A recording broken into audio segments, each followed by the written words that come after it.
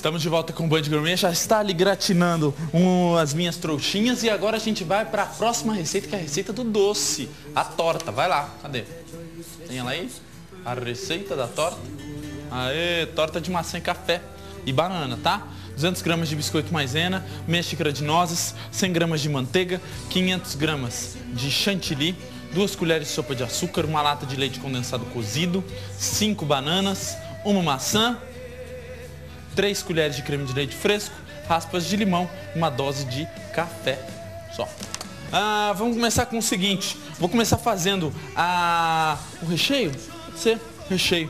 Vou fazer o seguinte, vou derreter um pouquinho de açúcar aqui e a gente vai colocar a maçã e a banana para dar aquela cozida e virar um caramelo, tá? Professor, a gente falamos muito sobre os vestibulandos e tal, mas o vestibulando, na verdade, ele é só a ponta do iceberg, não é? Sim. Ele, na verdade, representa a família toda. Essa pressão não é muito grande, o que os pais têm que fazer? O pai tem que dar uns peteleco e mandar, vai estudar, moleque. Ou então o pai vira e simplesmente fala, sei lá, tá bom, não passou? Que lindo, beleza. Toma uma cervejinha aí, tranquilo. O que ele tem que fazer? A gente tem aí uma situação de extrema importância na vida de um vestibulando.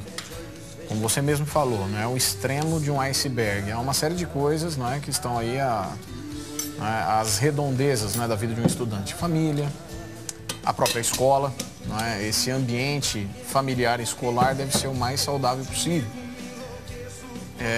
Historicamente, não é, os pais eles sempre tiveram presentes, não é, na vida dos estudantes e de certa forma, não é, até os pressionando. Não é? Isso tem mudado nas últimas décadas, né? O comportamento dos pais tem sido diferenciado.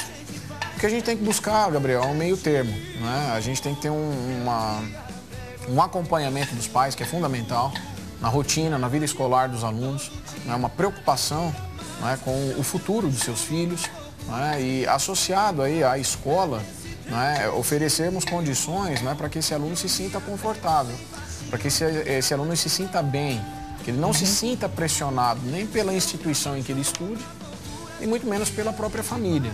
O importante é um acompanhamento, não é, contínuo, diário. Ele não pode largar a mão, mas ele também não pode ficar em cima enchendo o saco. Pressionar ao extremo também não é saudável, não é? Nenhum dos dois extremos, não é? Nem deixar livremente que o aluno, não é, tome suas decisões, exato. E também, não é, se desvincular completamente da vida acadêmica do filho. O interessante é que os pais estejam presentes, né? E que eles possam, né, oferecer, subsidiar, né, a vida do seu filho para que ele tenha, né, chances, né, de êxito, né, nas grandes provas, nos grandes vestibulares. Agora, que nem, ó, a gente está chegando agora no fim do ano, agora quem estudou, estudou, quem não estudou, só o ano que vem, né? Agora tem como virar o jogo nessas horas assim? Não há. Como a gente, não é, fez um certo comentário, não há possibilidades de se recuperar um ano todo em uma semana. E o aluno, ele sabe, nem um dia. E o aluno sabe, Gabriel, né? Você já foi aluno, eu já fui aluno, sou professor. No íntimo, ele sabe se tem condições ou não. Na verdade, dói. Dói. E muitos não querem assumir. Essa é uma situação e uma adequação pela qual ele deve passar, um exame interior, introspectivo, uma reflexão e realmente, não é, ser sincero consigo e para com os seus. Ao passo de realmente, né, não tenho condições, eu não assumi, não é, da forma como deveria, não estudei como deveria e começar, sim, projetar um ano Vou colocar um pouquinho de manteiga aqui pra gente fazer aqui o nosso caramelo. Derreti o açúcar, coloquei a manteiga e os outros ingredientes, ó, virou um caramelão. E agora o cara vai começar. Vou colocar opa! Eu tava com um pouquinho aqui de granola, vou colocar um pouquinho de granola também. Aí, ó, ai que lindo. Põe um pouquinho de granola também, tá bom. Agora, o cara que não vai passar, já sabe que não vai passar, já tá bem contente com isso, beleza, não vou passar, não estudei, larguei mão. O cara quer começar o ano que vem e quer começar para estudar e para passar. O que ele tem que fazer? Primeiramente, em um ano dá para o nego passar em medicina? Dá. Um ano só? Um ano só. É suficiente. Obviamente o aluno ele deve ter, Gabriel, a partir do reconhecimento que durante o seu terceiro ano ou ao longo do seu primeiro ano de cursinho não houve o empenho necessário.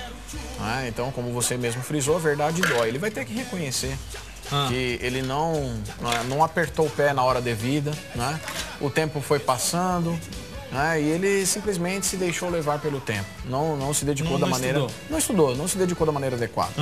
É possível, sim, em um ano, desde que as metas possam ser estabelecidas desde o início do ano. Horário fixo de estudo, estudar da maneira adequada, estudar da maneira correta, não se enganar. Fechar o Facebook? Não digo fechar, mas não mais na segunda, terça, quarta, quinta, sexta, sábado, domingo, rotineiramente como muitos o fazem. Certamente. A namorada? A namorada tem espaço. Um extremo, Não precisamos desse extremo. Tem espaço. Novamente, uma readequação de tempo, como eu disse, a vida social, Gabriel, do aluno, ela é importante. Os relacionamentos interpessoais são importantes. Também não preciso, me trancafiar em um quarto e perder o contato com o mundo exterior. É necessário uma readequação. Tempo. Isso é importante. Gente, eu vou bater isso aqui no processador. Aqui eu coloquei, coloquei os biscoitos maisena, coloquei um pouquinho de manteiga, vou colocar um pouquinho de nozes aqui para fazer a massa, tá, gente? E enquanto a gente vai batendo isso aqui, vamos dar uma olhada no que a Dona Maria tem para ensinar pra gente sobre a física e a química dos alimentos. Por favor, Dona Maria!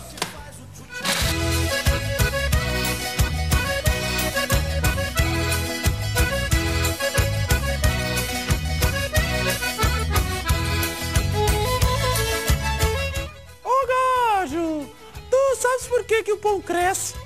Graças ao fermento, ora pois. Mas isso tu já sabias. Tu queres saber como que ele funciona? Ora pois, aperte o botão de ligar e... Não, olha só, gajo. O fermento funciona porque dentro dele existem micro-organismos vivos que se alimentam do amido do pão e respiram dentro dele. Assim como nós seres humanos. Eles soltam o gás carbônico que fica preso dentro do pão.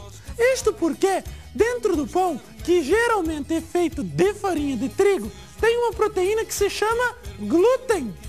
Quando o glúten é mexido, por isso que a gente tem de sovar bastante a massa do pão, ele forma isto aqui, grandes teias.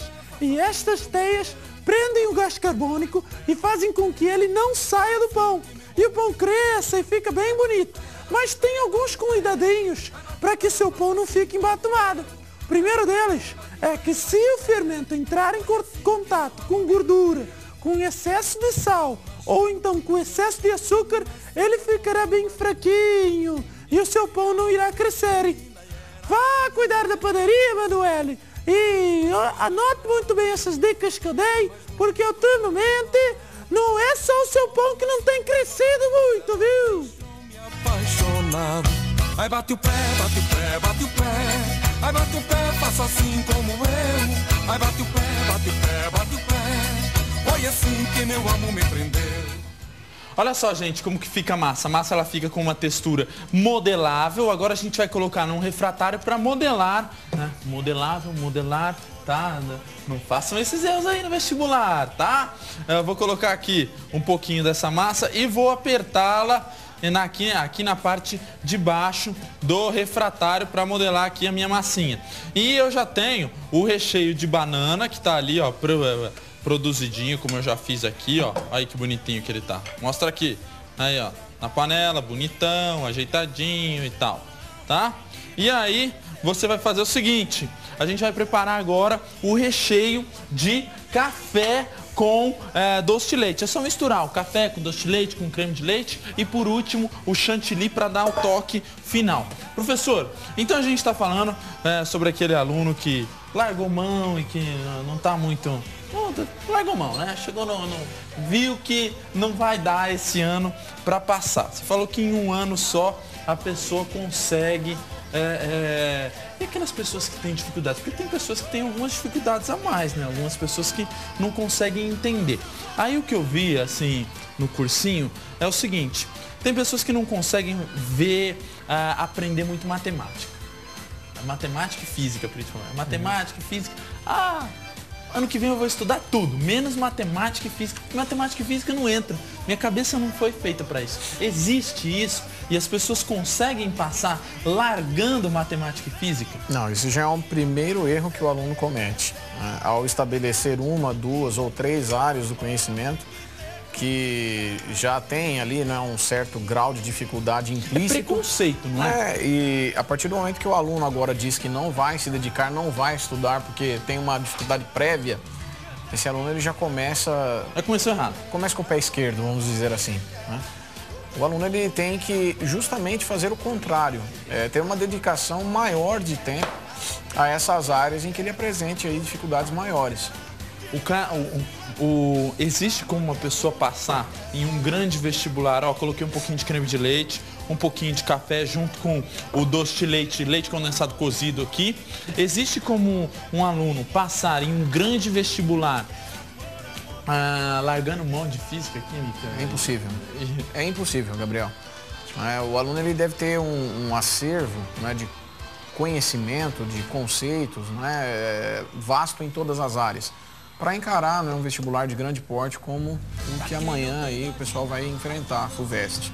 Principalmente para uma segunda fase, em que as questões são dissertativas. Isso exige um conhecimento aprofundado de todas as áreas. Tá, aí o cara pegou e passou, foi para a segunda fase. A gente sabe que entre o período da primeira fase e a segunda fase, existe aí um mês, né? Aproximadamente um mês. Aproximadamente um mês. A pessoa se desbanda a estudar até não poder mais, ou a pessoa continua com o pé fora do acelerador, tranquilo, igual você falou, né? Nesses últimos dias dá uma revisadinha. Gabriel, a nossa orientação ela não muda nesse aspecto. Se o aluno se preparou adequadamente para uma primeira fase, como é o caso da FUVEST, da Unicamp, da Fundação VUNESP, em que são questões objetivas, esse aluno agora sendo agraciado com a segunda fase desses vestibulares deve se dedicar às questões dissertativas. Um outro perfil de questões, um grau de dificuldade agora mais intenso, o aluno é mais intenso, né? Isso exige mais conhecimento do aluno. Também vai continuar, não é, estudando da maneira adequada na resolução de provas anteriores. Gente, coloquei então creme de leite. Para fechar com tudo aí, redação.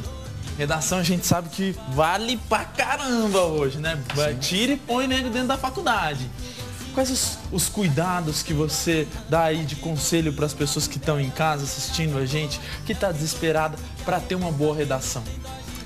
Bom, o interessante é que o indivíduo ele tem uma capacidade leitora aguçada. O ler muito, né, o se atualizar, o buscar boas fontes literárias. Pode ser na internet, não pode? Também pode. A internet ela tem um acervo riquíssimo, vasto. Precisa ser dominado e acessado da maneira mais adequada. Não adianta, tô na internet fazendo uma pesquisa aqui na vida alheia. Exato. Né? A gente tem possibilidades do aluno aí se desvencilhar por caminhos, né, não muito interessantes.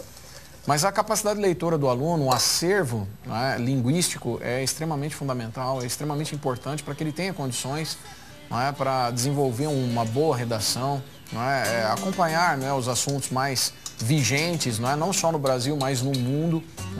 Isso é de fundamental importância para que ele tenha condições de escrever bem, o que é fundamental para um aluno que presta os grandes vestibulares nacionais. Gente, vou finalizar aqui a nossa torta, colocando aqui as bananas. Agora, aquela última dica, o programa já está chegando no seu final e o pessoal já está desesperado, passou mais uma hora. Passou uma hora, meu filho, você não estudou e tinha um japonês estudando nessa hora. A dica para o último dia, pro dia final, o dia antes. Como que o cara faz? Descanso. Hoje é um dia de descansar. Hoje é um dia de assistir programa de gastronomia. Exatamente, hoje é dia de assistir Band Gourmet. Bom. E hoje é um dia de dormir cedo, de se alimentar, com alimentos leves, sucos naturais, Não adianta querer fazer revisão hoje. Não, hoje não é o dia mais adequado, né? Hoje é o dia realmente para o indivíduo, né, descansar, ficar em paz e aguardar que o sucesso está à sua porta. Se, né, se dedicou da maneira adequada, certamente ele vai ter tranquilidade na execução da prova e que faça uma boa prova. Pô, às vezes o cara pode ter nascido, né? Pode ter nascido com a estrela aí, né? E acertar... Quantas questões são na 90 questões. 90 chute. O cara vai acertar 90 chute, né? Acho melhor a gente não contar com essa possibilidade. Galera, isso aqui vai pra geladeira por mais ou menos uns 40 minutos até ela ficar bem firme e bonita, tá? Você vê que é uma torta com diversas camadas. Aqui nós temos então as trouxinhas que estão gratinadas com aquele meu molho branco e também com o recheio de frango. Fizemos hoje 2 receitas e conversamos com o pessoal aí os vestibulandos. Professor, muito obrigado pela sua presença. Foi muito legal a gente ter aqui, né? Bom, boa sorte para você que vai prestar alguma prova amanhã ou depois. Fica aqui a nossa dica para você e até a semana que vem. Segunda-feira a gente está de volta com mais um Band Gourmet. Fui, tchau!